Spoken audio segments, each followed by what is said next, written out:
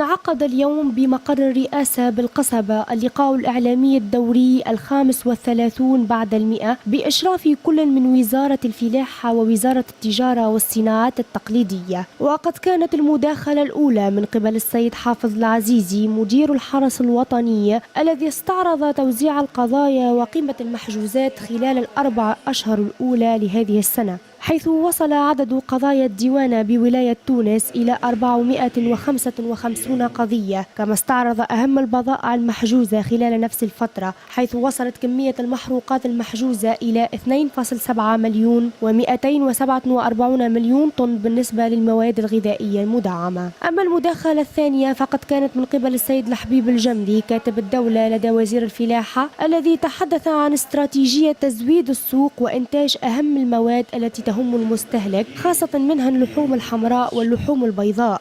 حيث شهد إنتاج الديك الرومي ارتفاعا مقارنة بشهر أفريل الماضي، فوصل إلى 5668 ألف طن، وتبلغ كمية المخزونات بالنسبة للحوم البيضاء 2000 طن. وبمناسبة ذكرى الجلاء الزراعي يوم 12 من ماي، فقد أعلن كاتب الدولة لدى وزير الفلاحة عن القيام بمعرض فلاحي ينتصب في شارع الحبيب بورقيبة في شكل 5 خيام كبيرة. هذا وقدم السيد محمد علي الفرشيشي المكلف بالإعلام بوزارة التجارة في مداخلته نتائج المراقبة والإجراءات أخذ ونتائج على مستوى احترام الأسعار المحددة، وأكد على ضرورة الضغط على الأسعار والمحافظة على قوت المواطن، وأعلن عن إقرار غلق 8 محلات تجارية في كل من سوسة وتونس وأريانا وبن عروس.